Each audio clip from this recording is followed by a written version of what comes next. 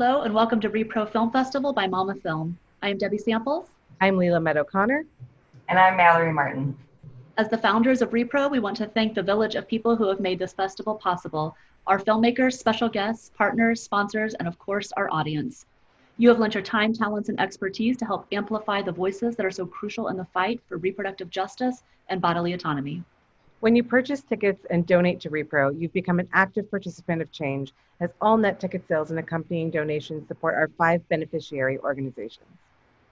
We thank you for participating in these vitally important call to action conversations and hope you leave feeling empowered to be your own advocate in the world. Please keep women's reproductive rights at the forefront of your mind as we enter this critical election season. We're pleased to present the Postpartum Health Call to Action conversation moderated by Alison, Désir.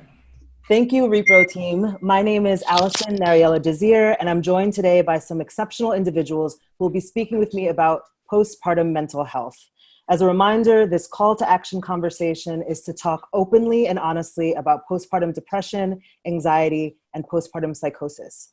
I'd like to introduce our special guests, starting with Isabella Wing-Davey, the director of the short film Stand Still. Hi, Isabella. Hi there. Next, Michelle Bonnard, writer of and actor in the short film Stand Still. Hi, Michelle. Hello. Zoe Tapper, writer of and actor in the short film Stand Still.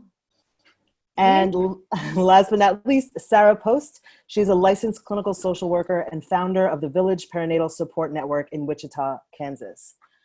So let's get started. I have to say that for me, I watched the film first having heard just a short synopsis about it. And I was like, oh my God, they told my story, right? Like this was literally me a year ago. I left my house, went to the liquor store, and was almost never going to come back. I tried watching it a second time and I found it very hard because I realized that a lot of those feelings are still there for me. But I would love it if the filmmakers, if you could discuss the origin of the story. Did it come from personal experiences? How did you tell this story so vividly and well? Hello.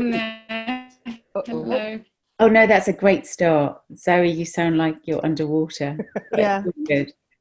The origin of the story really is, there you are, is personal for Zoe and I. We're kind of old friends and we go back a really long way. And both of us had postnatal depression. Zoe's, how old are your kids, Zoe? I've got a 9-year-old and a 5-year-old. And I have Can you hear me? Yeah, you're in and out a little bit. I have a 6-year-old and a 1-year-old. So when I had my first child, Zoe was the person that kind of gave me a ring and I think just pointed out that I wasn't happy. Not in an unkind way at all, in a completely supportive way. But I remember kind of standing in my flat and looking out the window and being on the phone to Zoe, just in absolute floods of tears, and her going, I don't think you're very happy. I think maybe you should go to a doctor. I'm not sure that, it's normal. And I think it's really hard because as a first time mum, you're just like, I don't know what's normal. Like, of course, I'm tired. I'm exhausted. I haven't slept. I was also doing a really difficult thing. I just got a really big job. And anybody who's freelance knows that when you get a big job, you kind of go, okay, I have to take it. And my husband had decided to take some time off work and we decided that was the balance. But I had postnatal depression and I was really sick, and Zoe said, I think you need to get some help. So Zoe and I both had our own stories, and we just talked about the fact that we didn't know that one in 5 women get postnatal depression. That's the figure in the UK. When we set out to make this film, they said the figure was 1 in 10. And within the 18 months in which we made the film, the figure went down to 1 in 5 because people were beginning to talk about it more. And we were just like, how can we not know that 1 in 5 women gets postnatal depression? So Zoe and I had conversations about it and decided that kind of where we could best use our voices to make some work about it. I mean, Zoe, you've probably got more to add. I think you're back now. Well, I think what was important for us, as very close friends already, the fact that we both had suffered from this condition that is so widespread, but that both of us hadn't really known about it or been able to prepare for it, said to us that this was obviously something that a lot of women were suffering from. And I think what was also important for us to take on board was that it doesn't discriminate at all. It happens to everyone. It doesn't matter if you're rich or you're poor or you're black or you're white or whoever you are, this can happen to you. And so I think when we decided to write the film, we obviously had our emotional journeys that we ourselves had been on, but we wanted to tell a story about a woman who would potentially be perceived as somebody who would be at low risk. You know, she's a GP. She surely would know about this condition. If she realised that she was suffering from it, she would know how to get help. And of course, what we find in our film is that this is not the case. This woman is totally overwhelmed. She doesn't know how to handle it. Yes, she's got the nice house. Yes, she's got the loving husband, but she can't handle being on her own with a baby because she is suffering from an illness. And when we started workshopping the script, we actually were part of a programme for the British Film Institute. It was interesting because even at the early stages, we came up against people who just didn't understand it, just didn't understand why this woman just didn't pick up her baby. Why isn't she picking up her baby? It's crying, just pick it up.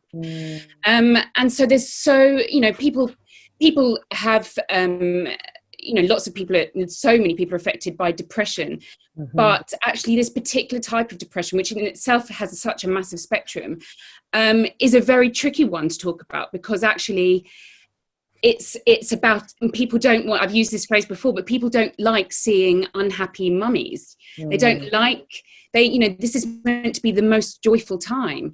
And if it isn't a joyful time, then what's wrong with you? Right. So we really felt very passionately that we had to address this. And we also had to not veer away from the horror of it, the horror of a woman who walks out of her house and leaves her baby. I mean, That was so painful for me to watch, but I connected with it so much, right? Because in my head, immediately I went to judgment. Like, how could you do that? Even though that was my own experience, right? But that really is the horror and the distress, and so powerful. And from my perspective, because of my own experience, I immediately go to, that woman must be in so much pain in order to do that. She must be ill in order to do that. Whereas a lot of people just don't see it as that. They just see it as somebody who's neglecting her responsibilities. So there's just so much education that needs to happen around this topic. And so Michelle and I just needed to write something. It was part of our own therapy, but it was also part of something bigger than that, about telling this story that isn't told enough. And Isabella, sorry, Michelle. I was going to say the kind of, with my second child, I was pregnant during the making of the film. And with my second child, because we'd made the film, because we talked about it, because I was so hyper aware, I knew within kind of 6 weeks that I had postnatal depression again. And immediately, like within 2 weeks, went to the doctors. Within 4 weeks, another 4 weeks was on my medication and having counselling. So within 12 weeks, I was kind of in a place where actually I could enjoy being a mom. And I just thought, God, imagine if Zoe and I and all the other moms the first time round had our babies. And, people, we talked about it a little bit before, didn't we? But people talk about, the number of people who were like, oh my God, you're going to love your baby so much. You're just going to pick it up and kiss it and eat it. And I would I just would not recognize that at all. I did not recognize it. So, but the second time around, because I got that help very quickly, it allowed me the space to feel something different. And that, I think that astonishes me, but at the same time, it shouldn't astonish me. It should be like, well, actually, do you know what? If you know about something, you can work out how to deal with it. And it's really, like, there are simple, as Zoe said, the spectrum of illness is huge. And the first time I was very, very ill. And the second time, I don't know whether I'd have got to that place again. I possibly would have, but because I was able to kind of have some early intervention, that happen. So Zoe and I were just like, oh God, wouldn't it be great if people could talk about it and not feel bad because they didn't love their baby straight away. Absolutely. For sure. Isabella, can you tell us how you brought this to the screen? It was so raw. How did you make this happen? I mean, full credit to Zoe and Michelle. It's a fabulous script, and I was very pleased that we all worked together on it, and they wrote such a beautiful story, and I think their performances are amazing. So I'm not going to talk too much about their performances because they are their own. But from my role as director, it was very important to me that actually not only were we trying to bring a story that isn't told very often to the screen, and kind of allow the rawness of that story to exist, but also I wanted to kind of use a certain type of cinematic language to talk about mental health that I don't recognize a lot in a lot of films that deal with mental health, which are often very like, in order to depict somebody's experience, that you kind of do a lot of shaky camera work, and it's all blurry, and it's all up someone's nose, and you see the snot and all that stuff, And I think that can work, but I also think there is something truly harrowing about seeing somebody in a wide shot leave their house and leave the baby, and I think, or like be on the bridge, or those types of things. And I think one of the things that I worked very hard on with my DP, Ashley Barron, was to kind of play with the cinematic language in terms of the shots and stuff like that. And she was amazing. We had a wonderful editor, Karen Jitsuhota, and my production designer and costume designer were wonderful. And it was a really lovely team. But I think one of the biggest references for me was Michael Haneke, who makes really quite upsetting psychological dramas. And I think that it's not that I didn't want anything to be gratuitous, but at the same time I think you have to not shy away from how traumatic this experience is for Susanna, but then also for Rupa. And then when Rupa comes into it, the fact that she's pregnant, the fact that Susanna has this perfect looking house, and it's like you see those things play off against each other, and you have to, and for me it was about allowing those performances and that story to really kind of breathe, and to not release the tension for the audience, and not let the audience off the hook. I think a lot was what we were trying to do there.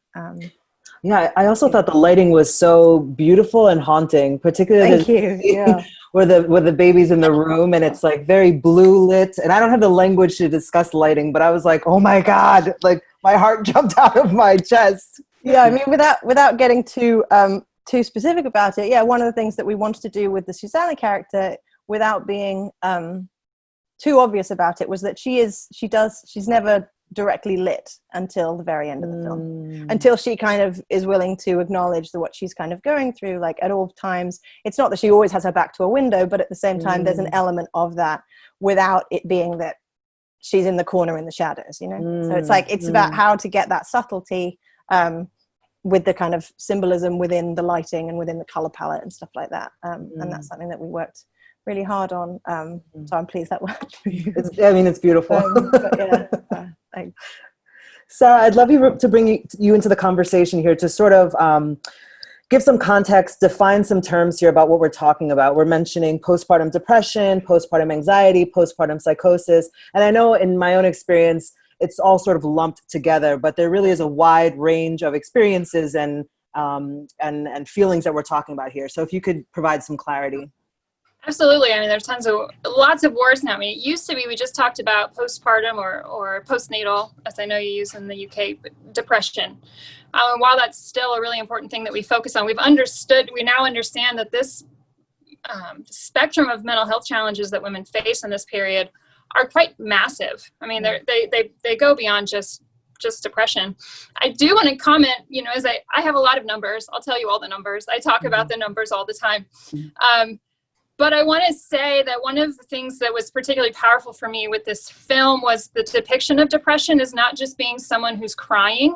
Yeah. I think we tend to see that person who's lying in bed, won't get out of bed, and is just crying all day.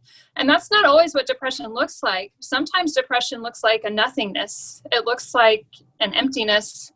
And it feels that way too. So I think that's one of the things that sometimes is something we need to get over is how we look at it and what we're looking for.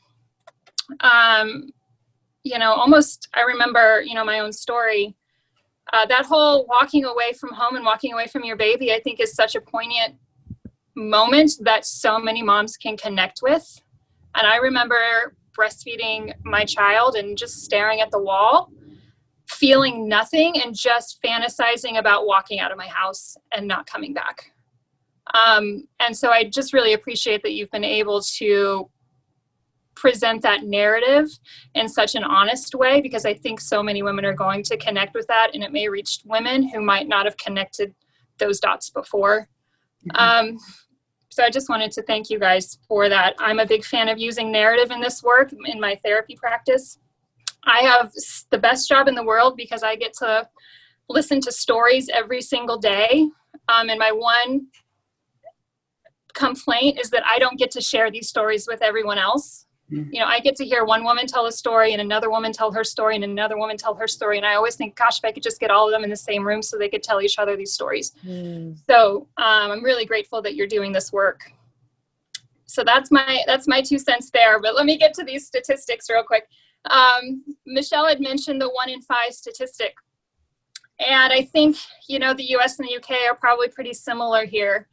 What we know is that 1 in 7 women will suffer what we call a perinatal mood disorder.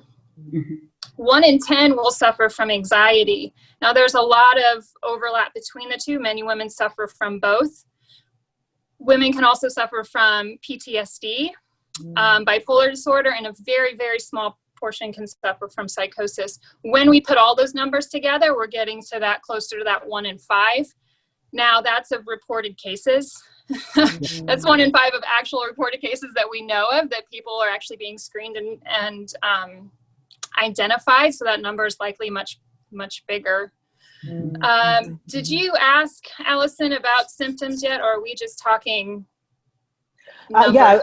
I was curious about the symptoms and just how do we know how to distinguish between this whole range of difficulties that women can have postpartum. Right. Well, one word that I didn't get to that you'll hear me use a lot is perinatal.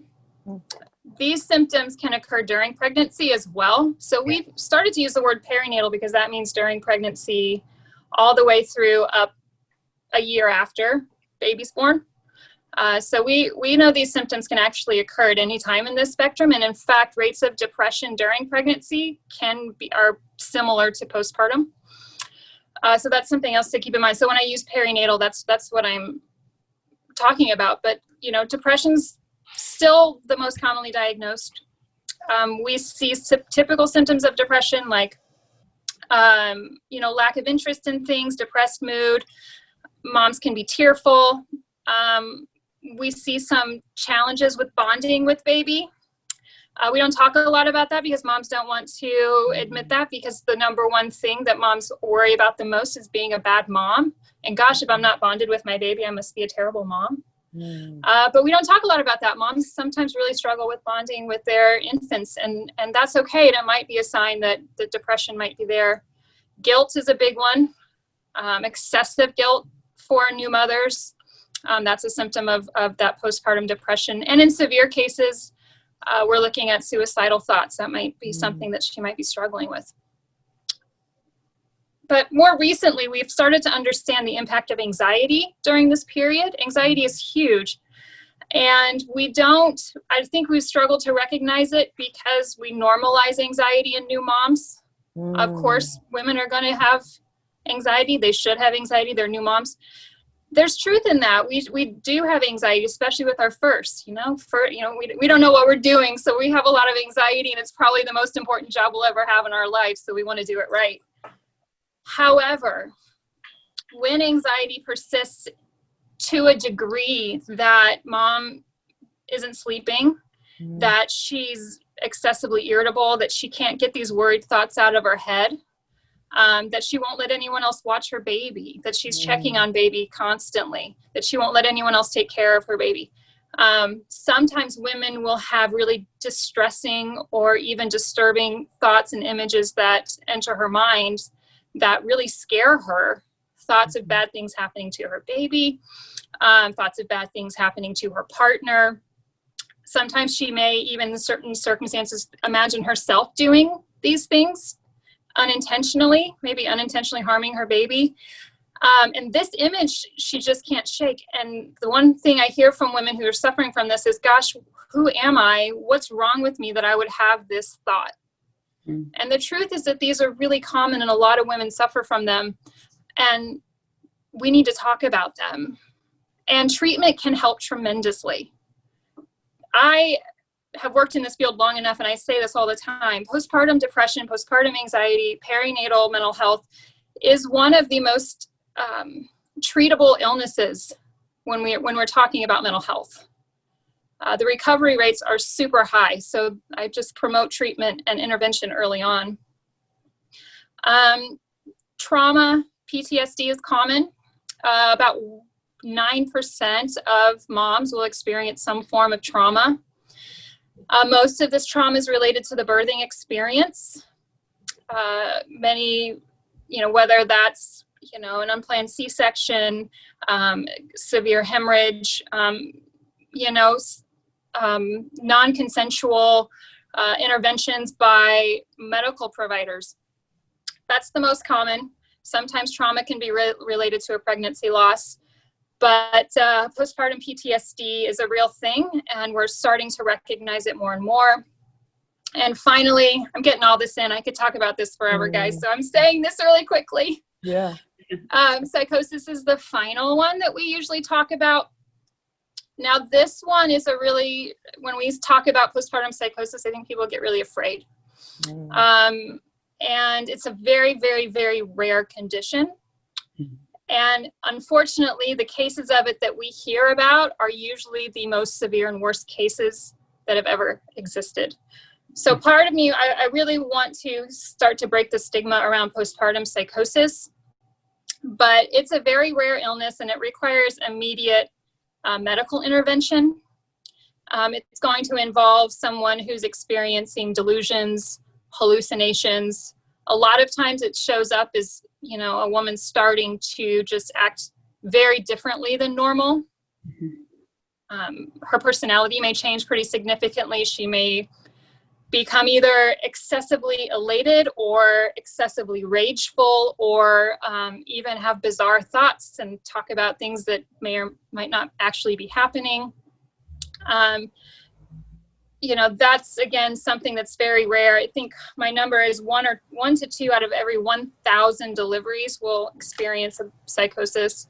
But again, if you're noticing anything like that, it really requires immediate medical intervention and is very treatable. So that's something to keep in mind, that, when we hear postpartum psychosis, oh my gosh, what is that? That's the worst thing ever. It's really not. It can be really, really scary, but it can also be very treatable. I think I got to all of them. Is that clear? Any questions about any of that?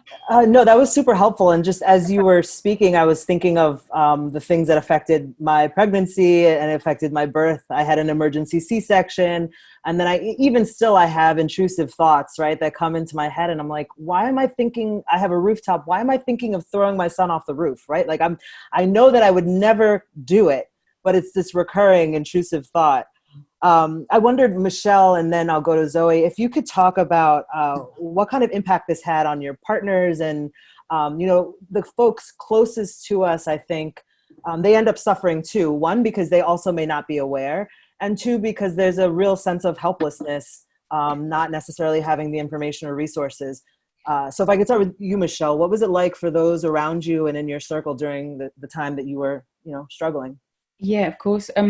Actually, one of the things I wrote down that Sarah said is that when you were talking about other people recognizing your mood over you, I think that's really important, actually. And Zoe recognized my mood, and really randomly my acting agent recognized my mood because I went to an audition and the casting director was like, I know Michelle, I've known her for a long time. I don't think she seems herself. So there were these strange people that recognized that I wasn't myself, but my husband wasn't one of them. The second time round, it was him who straight away recognized it.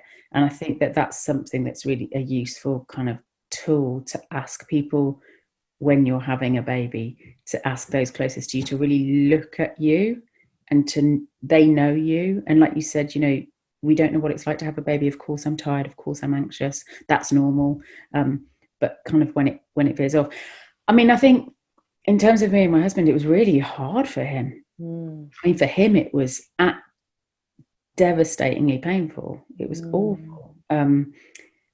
As I said before, kind of I had a big job, so kind of I was trying to work and he was looking after the baby, but he was also aware that I couldn't do my job and I couldn't be kind of present, and I couldn't be present for him or for the baby, and was really, really struggling. And he would try to talk to me about that, but I was irrationally irritable. And I think you said that, Sarah, you know, irrationally irritable. I had repeated strange thoughts. You know, and it got to the point, I mean, it absolutely got to the point where I couldn't get out of bed or leave or do anything, you know, regardless of the amount of money I was about to be paid. It was just not possible. And I think for John working that out, and having a kid in a city where neither of your parents live or your siblings live, and, you know, you've got friends, but they've got kids, and working out kind of when to reach out for help, I think was hard. And I think for John, it got to the point where he said, and it was, for him, it got to the point where he was like, I need to call your mom. And I was like, no, we're fine, we're all right. But he was like, Michelle, you haven't got out of bed for 3 days, you're lying on the floor, you haven't stopped crying for 72 hours. You're telling me about the thoughts that you're having. I need to call your mom, I need to call somebody. And he very gently did that. But again, because he had no idea what this was, you know, we let it go quite a long time. And I remember being like, just send me, when my mum came down, I was like, send me to the hospital, just send me somewhere, just take me away from the baby, take me away from anybody, take me away from light, and put me in a dark room. And I just thought that was because I was tired. And you know, you look back on it now and you're like, wow, you literally thought that's because you were tired. That's not tiredness. That's, you know, it was really awful. So I think for John, it was really hard. And it was really hard for my mum and dad, because again, they kind of want to give you space to be parents, and to not be all in your space and up in your face, and to be there when you need them to be. But it's that balance, isn't it? And again, the second time, you know, there were phone calls, and not in an intrusive way, but every kind of day or two, and they would phone John without me and be like, how's she getting on?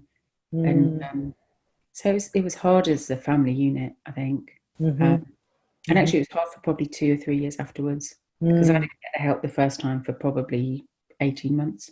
Wow. Thank you for sharing that. Yeah. Well, I got some counselling pretty early, but I didn't take any medication. I think I took medication after about 2 years, and I did a play, and the actor I was with actually was very astute and had suffered with depression, and he was like, you know that sometimes medicine helps, Michelle. It's like, oh, does it? Wow. But it's strange the length we went to as a family before I took that medication. I think that's such a helpful piece for you to share, because when we think about postpartum, sometimes we think of it as such a finite period, right? When in truth, after you have a child, your life will never be the same, right? But this postpartum period, I think, you know, so many people, at least in my circle, have expectations around after 3 months, I'm here, after 6 months, I'm here, when it can be a far more extended period. Zoe, I'd love for you to chime in on this about, particularly in your case, since you didn't really share it with folks, right? So what was that experience like for those who are around you? I think it was a huge shock, because I think, talking about expectations as well, I had all of these expectations about what it was going to be like to be a mum. And I was so prepared, and I'd read so much stuff, and I had everything in place, and I so wanted to be a mum, and I was going to be breastfeeding. And so it's just like, I had it all planned out before having the baby. And then it all went wrong at birth, because I had a terrible birth, which was incredibly traumatic. My daughter's life was in danger. And actually, after that, I mean, a long time afterwards, I was diagnosed with post-traumatic stress from that. But for a long time, I didn't even speak about the birth. I I had flashbacks to it, but I couldn't talk about it because every time I talked about it, even now when I even think about it, I feel like I'm going to get emotional talking about it. It's still an incredibly painful memory, and I've had some therapy to deal with it, but it still hurts. And so then after I'd had this awful birth, I then came home and my baby wouldn't breastfeed. She, in fact, every time she got so scared of me feeding her that every time I even unbuttoned my top, she would scream. And it very quickly turned out that she had something wrong with her digestion. She was sick every time she drank anything. She started to fail to thrive. So she was hungry all the time. And she screamed. This resonates in the film. She screamed all the time, and she screamed and screamed. There wasn't a day when she screamed, and the only time she didn't scream was when after she'd screamed all day, and she would then literally it felt like she had gone in, like passed out, because at the end of the day she was so exhausted she'd just drop and she would fall asleep, and she would then just sleep in this kind of exhaustive state. And of course by that point I'd been holding her the entire day. I was covered in sick. My husband actually went back to work 2 days after I had her because he's an actor as well, and he was in a play. And it got to the point where I had been at home, basically also not wanting to really tell anyone that I didn't feel like I was coping, because of course, you know what Zoe's like. She copes, she's brilliant, she can handle anything, she's fine, she's the one that's always in control, she's always positive. And I was just really struggling. And one day my friend, very close old school friend of mine, came around. She hadn't met the baby yet, and she just popped round after work, and I wasn't expecting her. And I was sat, because my little girl had to always remain upright because she was sick so often, so she couldn't sleep lying down, so I always had her attached to me. And I'd fallen asleep.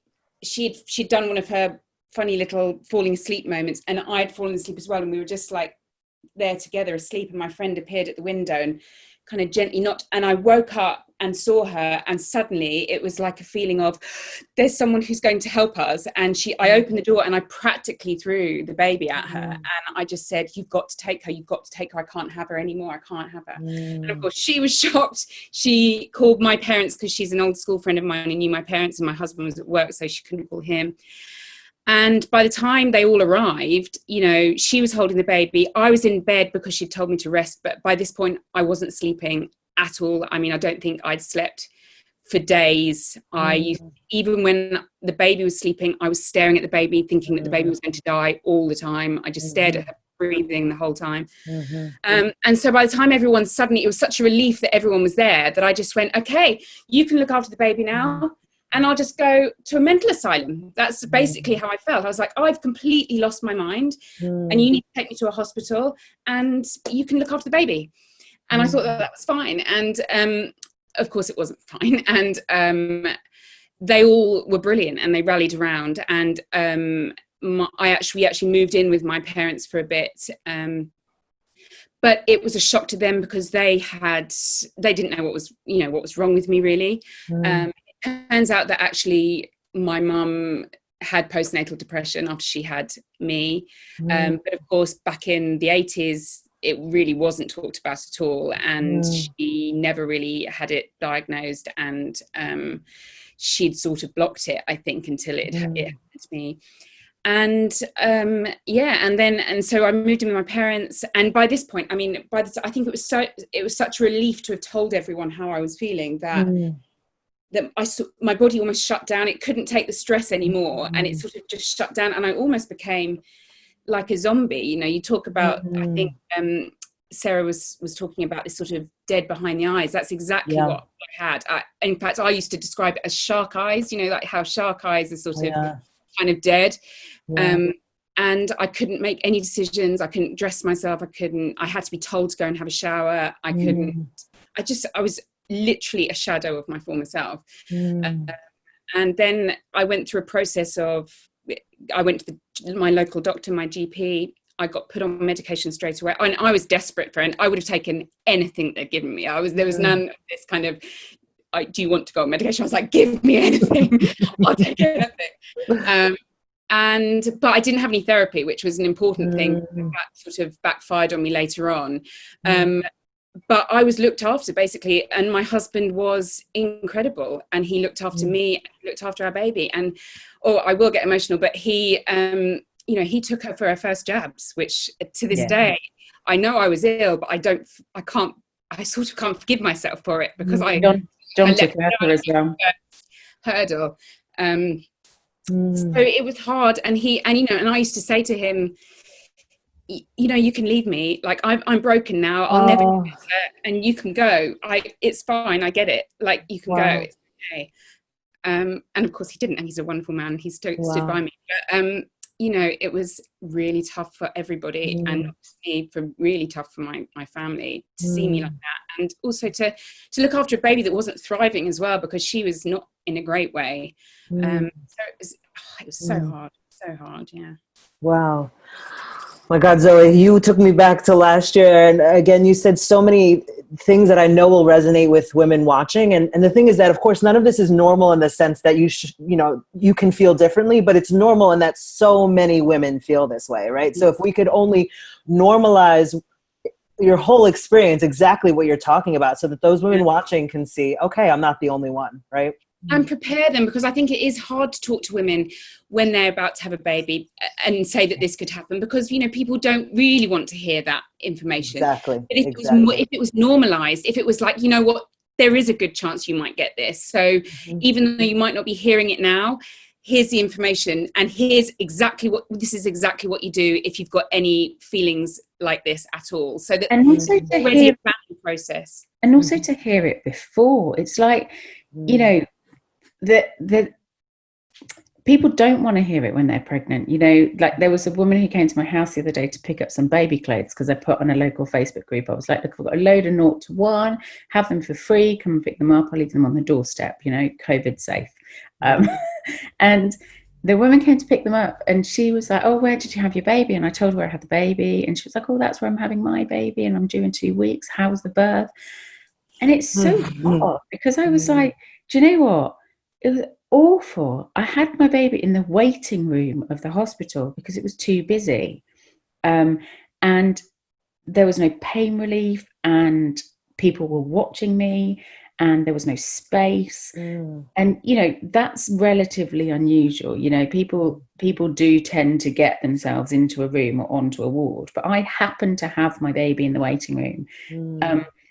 And I couldn't say that to her at that point. She's due in 3 weeks. You know what I mean? So I was like, oh, it was cool. You know, I think they're quite busy there. So if they seem busy, maybe make a phone call and get in a taxi and go to Whips instead. Like, but how do you say that without that sounding negative? So I think it's got to be about kind of teaching teenagers that postnatal depression exists, you know, in kind of also in the classes that, you know, lots of people take classes while they're pregnant, and it has to be, you know, an entire session dedicated to that. It has to be, you know, it has to be, you know, I don't know if it's the same in the US, but when and I don't know, actually Isabella's has had this more recently, so she might know more, but everybody gets a sort of red book when you have a baby, and in the book it has, you know, which injections your baby's had, and, you know, all of the kind of all of the sort of stats that your baby has.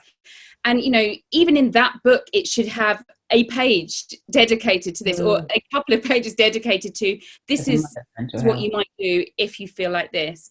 Because, you know, at the first time around, I didn't even know who to call. And then the second time round, when actually I knew exactly what was going on, and I had already prepped so many things in place to kind of help me if it happened again, I still was faced with going along to my local health authority and being sat with a woman who asked me, who said to me, don't you love your child? What's wrong? Don't you love your child? And, you know, and this is me, I was coming from a very informed place, and I was sat opposite a woman who actually had no idea, and she was meant to be in charge of, you know, mental health in my borough. You know, it's I think things change. You know, I think things are really changing, actually, and I want to sort of stress that, because, you know, my baby's 9 and my little one's 5, and I think, you know, things have moved on even since then, and it's talked about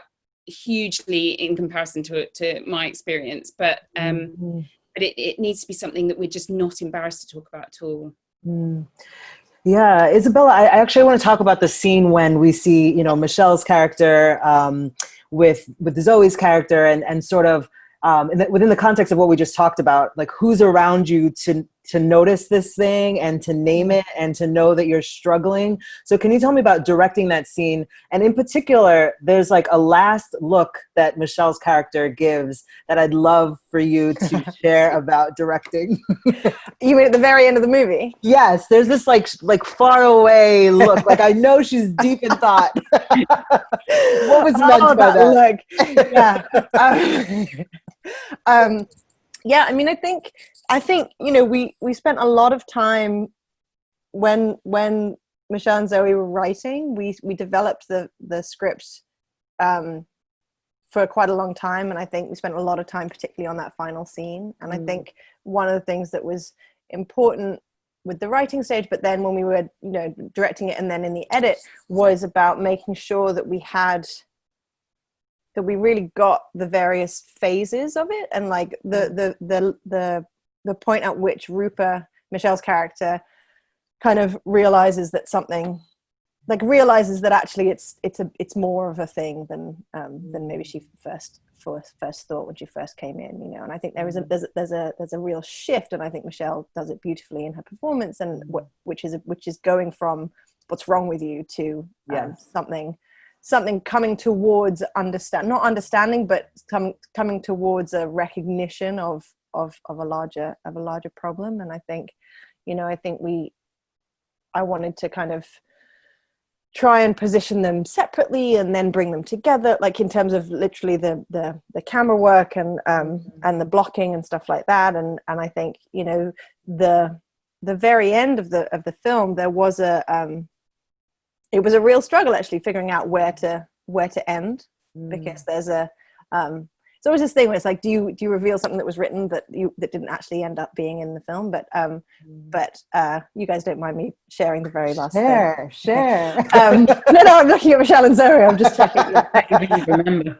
Okay, fine. So basically, one of the things that was written was that at the very end, after the baby's asleep and after Susanna is finally kind of revealed what's going on and feels and has that moment of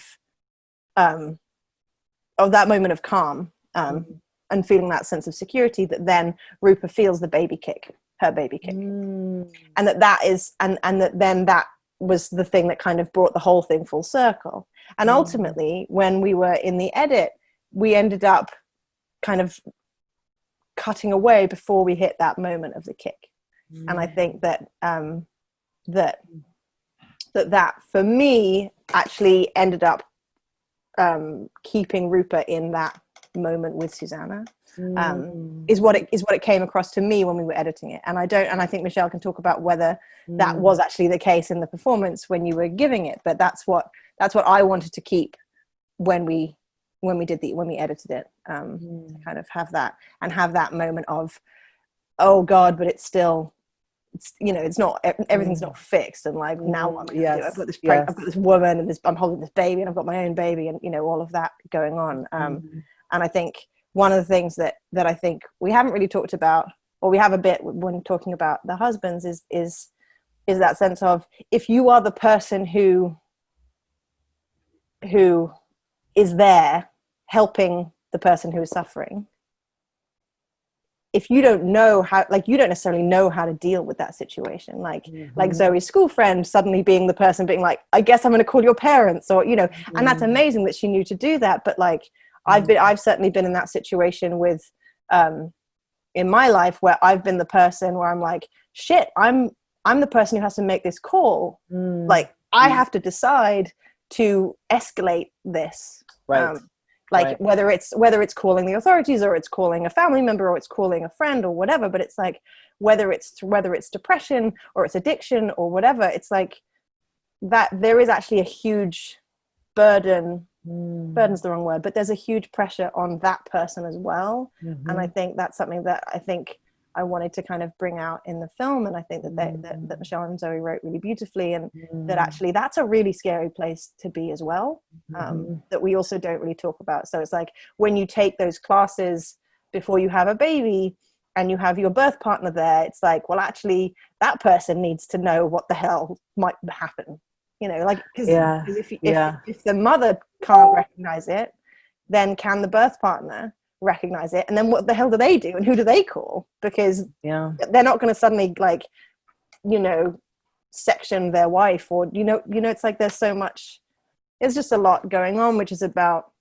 raising awareness both for women who are, you know, who are pregnant, but also for the partners and for the wider circles, because I think so many people don't know about it, and increasingly I think women who are pregnant will maybe read that extra page or two that says depression's a thing, you know, but it's even less likely that the partners are going to know that, or the friends are going to know that, or will feel empowered to say, I don't think you're okay. I think it's so rare. Like so many of my friends who've had kids, like, I don't know, I think I would, because I'm me and we've made this film and all of those things, but like very few of my friends, I think, would feel comfortable saying to me, oh, I don't think you're okay, because like that feels like you're saying I'm not coping. And like nobody wants to be the person to say you're not coping unless it's a destigmatized conversation. I think you did that beautifully, because I was thinking about, like, of all people to help, it's a busy pregnant woman. Like, right? I mean, this woman has so much going on. Of course, I was thankful in the audience for an intervention. But I think for me, what it shared is that this stuff is not pretty. It's not easy. It doesn't make sense. When you need the help, you don't know where it's coming from. The folks may not know exactly what to do. So I think it was beautiful. And that last look was again so haunting. And I felt like it was her saying, like, wow, this could happen to me. Right? That's what I think it's so interesting, because I kind of forgot that the last line was about the kick that we wrote. And I think we rewrote it because we started writing it before I was pregnant, and then I was pregnant, so we rewrote it. But for me, it kind of was that. It was like, I don't think she had postnatal depression the first time, but I don't think she had the easiest time. She's on to her third kid now. You know, like, even having one child and having a family who don't live in the city, when I had my second, it was like, well, who's going to come to the hospital with me?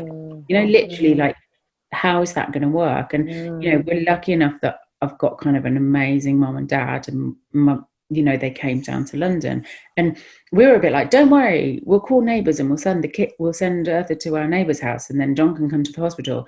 And then my mum and dad were like, we'll come down, it's fine. So they kind of came down 2 days before, just in case. But that's so lucky. Yeah, what happens to those women who don't? And this is the other question: is we're all talking about situations where we were lucky enough to have parents to call or husbands to look after us. And for what about people who don't? And part of this work that I do with this charity Mum's Aid, we have a sort of subsection which is for young mums, so 16 to 24-year-olds, who, I think the statistics for that are something like 2/3 of young mums will experience some sort of mental difficulty. And, you know, lots of these mums, they've got issues with other issues to contend with. Either they're not with a partner, or they've potentially got addiction issues, or they are just on their own, or they've got other children. I mean, the list goes on and on. There are so many different. It's, you know, it was terrifying for me as a woman who had a loving person to look after me. So, you know, what about those people who don't have anybody? I mean, it's just terrifying. Yeah, I wanted to ask, not to cut you off, Michelle, but I wanted to bring Sarah in, because that's something that, you know, in my experience as a Black woman, as a woman of color in the United States, even with my education and my social class, there's such racism embedded in healthcare systems that amounts to these disparities in healthcare outcomes. Like, when I went to give birth, I sent my husband my last will and testament because I was certain that I wasn't going to make it through an emergency C-section. So if you could speak to some of the disparities within care, specifically around postpartum anxiety and just, I guess, pregnancy in general. Well, I can speak, you know, as a healthcare provider, and I actually I'll speak on mine, but I actually might bounce the question back to you, honestly. You know, here in the U.S., Black mothers have up to 3 times the maternal mortality rate as white women. I mean, it's just facts, and it's a harsh reality, and it's probably, I think, I've talked a lot about, I do talks about this all the time about maternal mental health. And every time I get to this topic, it's the one time that I get that lump in my throat. It's, you know, we all have that thing that gets us. But it's a huge issue, our maternal mortality rate for Black moms, and the infant mortality rate for Black babies is twice of white babies. You know, we have issues related to systemic racism, the obvious disparities in the way Black mothers are treated versus white mothers. But when it comes to mental health care, especially, women of color are much more likely to experience mental health complications following pregnancy, but they're also less likely to achieve treatment or get treatment. And you know, I have to kind of fall back on listening to others because I'm obviously not the expert here. But one thing I hear is a barrier for women of color getting treatment is just lack of access to culturally competent care. I mean, I hear a lot say, I want someone who looks like me. I want someone who's been through similar experiences as me. You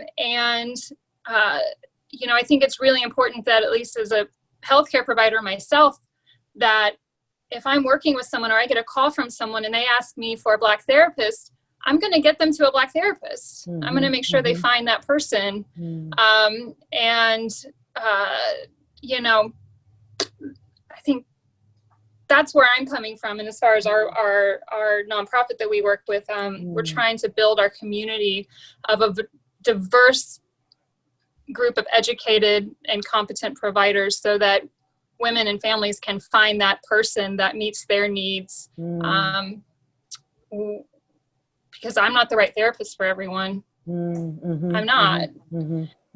But, you know, I might actually bounce this question back to you and kind of get your feedback on what you see as being the inequities, especially here in the U.S.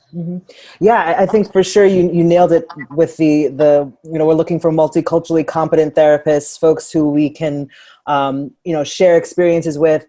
But then beyond that, because of the history of, you know, medical apartheid, systemic racism, there's a lot of distrust in not just Black communities, but in immigrant communities and marginalized communities in general, distrust of healthcare providers and how will this information be used? Am I going to be tested on, right? There's a lot of distrust. And then there's stigma in admitting to having these challenges. So I think nonprofits like yours that at least recognize and identify that diverse staff and diverse resources are important is really what I could ask for.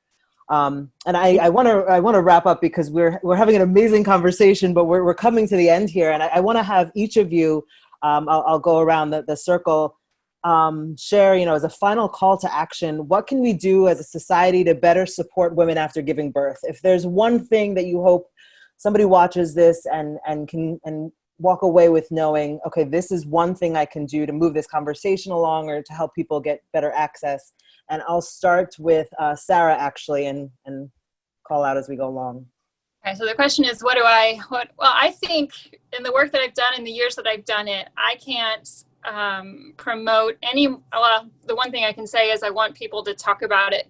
Like, I mean, just doing this, mother to mother, even father to father, partners to partners, spouse, you know, grandparents. I mean, if we can just get people talking about this, it becomes so much less of a stigma.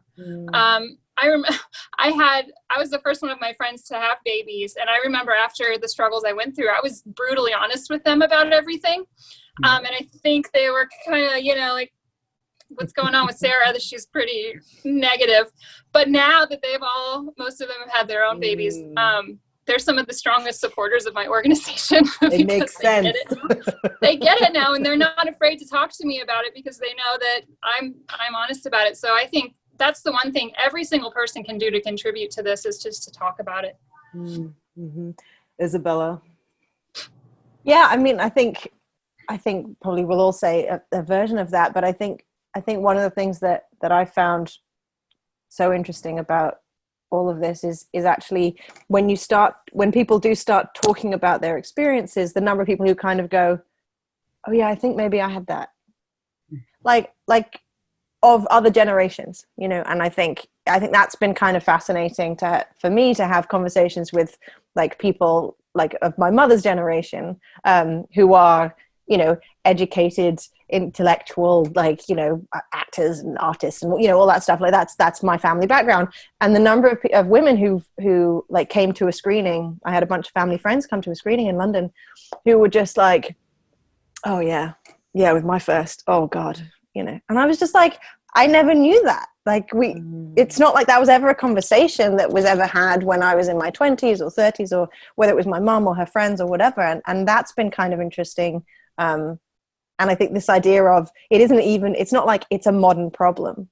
And it's not even like it's a problem for white women in their early 30s, or like it's you know, it's like, it is that thing of, it doesn't discriminate within class or race or, you know, or gender even. But, and I think that generationally, I think to have that conversation as well, I think would be the thing that I, you know, talk to your mothers about it and talk about the hard times that they had. Because I think so many women who are pregnant have conversations with their mothers, and they talk about, you know, how wonderful it is to be a mother and all of those things, but their mothers don't necessarily say, but it might be awful. Like you might, you know, you might, and that's okay. Or like, I couldn't breastfeed, or I couldn't this or that. And, you know, anyway, just, yeah, a bit more generational honesty, I think.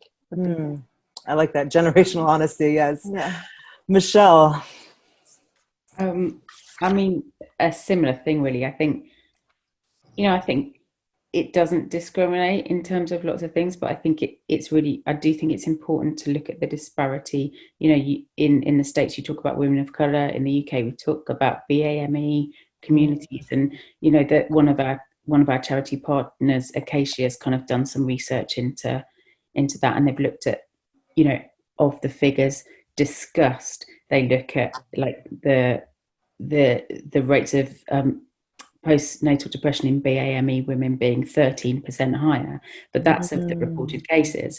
Right. And we also know that in terms of certain communities in the UK, there are fewer conversations within certain community groups. So I think, you know, it's important to kind of think about that and acknowledge that. And I think, I mean, the other day I listened to a podcast with Barack and Michelle Obama. I love Michelle Obama, and they were talking about community versus individualism, and I think that there's something about community that's important. And you know, we live in a kind of, we tend to live in a society now more where we spread from our families. You know, we don't necessarily live next door to them, so we have to create a new community. And I think very often, when you're the first to have kids, or, you know, you've got your group of friends that you go out drinking with, but then you have a kid and you're suddenly like, whoa, like life's completely different. So I think it's kind of like working out what that community is, and as a community of moms and dads who have struggled, to share that struggle and to say, this is how this might work. You're not on your own, you're not individual, you know, we don't know each other, but we're a community of people who can share our stories, really. So I think it's about community, whatever that means nowadays. Thank you. And Zoe. Yeah, I mean, following on from that, I'd say that as soon as you do speak out, it's almost instantly much better. And I think I didn't speak out for a long time after the first experience, and actually Michelle helped me a lot with that, because she was very open very quickly about her experiences.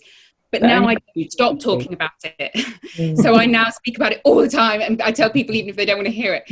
So as soon as you start allowing yourself to have that dialogue, it just gets easier to talk about it. And of course, what you find is that most people don't judge you. Most people either having a similar experience or know someone who's had a similar experience. And so you don't get this barrage of judgment that you kind of imagine in your head. And the other thing I'd say is just this reassurance that I want to say to all women who are suffering from any kind of mental health illness, that it can get better and that you can recover, and that most women do recover. And so you haven't been broken. You will mend yourself, and there is light at the end of the tunnel. And you know, that's a cliche, but it's a cliche for a reason, because you know, get the right help, speak to the right people, take medication if you need it, whatever works for you, but get help and you will get better, and then you'll be able to enjoy your babies, and it'll be wonderful. I love it. So talk about it. Let's have some generational honesty. Find your community, and it will get better. That is so beautiful. I want to thank you all for your time. I could talk to you all day, but I hear my son crying. I'm sure your babies are crying. Please, everybody, watch this film many times. Share it with everybody close to you, not just those who can give birth. The partners need to know about it. For a recap of the organizations you can support around this topic, visit day 3 on the rePRO website. Please make plans to support this film festival by purchasing tickets, attending more of the call to action conversations. You can get the info at repromamafilm.org. And don't forget that all ticket sales are donated to the reproductive justice advocacy organizations. Thank you for your time. Please make more films. Sarah, keep doing your work. This is really what women need. Thank you very much. Thank you. Thank you very much. Thank you.